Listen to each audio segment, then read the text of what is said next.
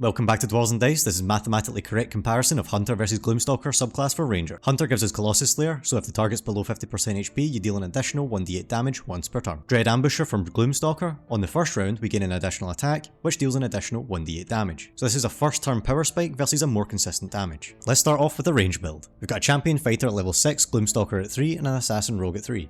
A 15% crit, 2 attacks per turn, and an ability modifier of 5. This is a 1d10 weapon, plus the 5 ability modifier, taking us to 10.5 damage per attack. For the Gloom Stalker's first round, we deal 2 normal attacks, plus the Gloom Stalker attack, plus the Gloom Stalker bonus, plus the sneak attack, and a Hunter's Mark times the 3 attacks. So the damage is 2 times the normal attacks, the Gloom Stalker attack plus the Gloom Stalker bonus, plus the sneak attack, plus the Hunter's Mark times 3. This takes us to 42 damage.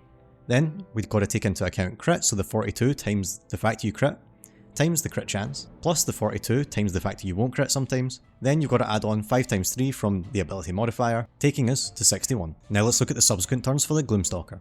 The damage is 2 attacks, plus a sneak attack plus Hunter's Mark, which takes us to 27 damage. When we take into account crit, we deal 40 damage. Now let's look at Colossus Slayer. We have the exact same build as before. For all the attacks, we'll be dealing 2 normal attacks, a sneak attack, a Colossus Slayer, and 2 Hunter's Marks. This is 32 damage, taking into account crit, we get 45 damage. In blue is the Dread Ambusher, and marked in orange is Colossus Slayer. As you can see, by about turn 5, Colossus Slayer takes the lead, and at turn 4, they're about even. Now let's look at a melee build. We've got a level 10 build here, with a Champion Fighter 6 and Gloom Stalker 4. Our crit chance is 15% or 28% with advantage using the Risky Ring. Feats in order are Savage Attacker, Great Weapon Master, then either Alert or Ability Score Improvement. We take the Great Weapon Fighting style, so this increases our damage from 2d6, which is normally 7, to 9.55 because of the Savage Attacker and the Great Weapon Fighting style. Likewise, Gloom Stalker, Colossus Slayer and Hunter's Mark all get increased respectively. Dread Ambusher is going to be shortened to DA, we've got 2 attacks per turn, and an ability modifier of 5. For the first round of attacks, we've got 2 normal attacks, the DA attack, DA bonus, Great Weapon Master attack, and Hunter's Mark. So this is 2 times the normal attack, plus the DA and Great Weapon Master attack, plus the DA bonus damage, plus all the Hunter's Mark damage, taking us to 61.9 damage. Then we need to take into account crit, taking us up to 96 damage per turn. Moving into the subsequent attacks, we've got 2 attacks, plus Great Weapon Master, plus Hunter's Mark. So we've got the 2 attacks, plus Great Weapon Master times the number of attacks, times the crit chance. This takes into account whether it will actually crit or not, plus the Hunter's Mark. This takes us to 33.9 damage. Taking into account crit, that's 57. Now let's move on to Colossus Slayer, which will be shortened to CS, using the exact same build. So for all the attacks, we've got 2 normal attacks, plus CS, plus Great Weapon Master, plus Hunter's Mark.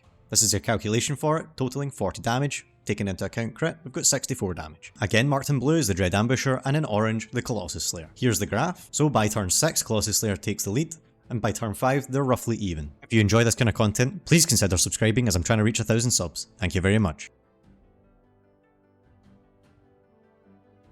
If you've seen my build on mathematically correct crits, you'll know that dual wielding Bloodthirst and Knife of the Undermounted King is an incredibly strong build. So I thought, why not apply it to this build too? To start with, we've got Champion Fighter at level 6, Gloom Stalker at 3, and Thief Rogue at 3. We've got a whopping 51% crit because Knife of the Undermounted King and Bloodthirst lower the crit threshold. We've got 4 attacks per turn, 2 offhand and 2 mainhand, and an ability modifier of 5. The crit chance is normally 25%, however we'll be using the Risky Ring to up it to 51. The feats in order are Savage Attacker, then Alert or Ability Score Improvement, 2 Weapon Fighting style so we can add our ability modifier to our offhand. As we've got Savage Attacker, we're increasing the 2.5 and the 3.5 to 3.13 and 4.77 respectively. Knife of the Undermounted King is slightly increased more because it rerolls on a 1 or a 2 on its damage rolls. Of course, Gloom Stalker, Hunter's Mark and Colossus Slayer are all increased too. Now let's look at Dread Ambusher as DA. He's using the exact same calculations as before, so I'll go through it a little bit quicker.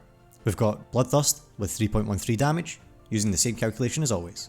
Got that same for the second attack, however we've got +2 because it's got an enchantment of +2. The same goes for Knife of the Undermountain King with a +2, and the same calculation as always. Same with the fourth attack. For the fifth attack, it will be using your main hand, so back to the Bloodthirst. Then you've got the DA bonus damage, then you've got Sneak Attack, Hunter's Mark. Then the special thing about this build is that Bloodthirst applies vulnerability, so on the first attack you'll not get any vulnerability, but on all damage after that you'll be getting vulnerabilities, which is why you do not use DA as your first attack, you use a normal attack first. This therefore means all the damage after the first one is doubled, taking us all the way up to 252 damage in that first turn. For all the Dread Ambusher attacks after the first round, we deal the normal damage, no DA bonus, normal sneak attack, Hunter's Mark is reduced slightly because we've got no DA attack, same with the ability modifier.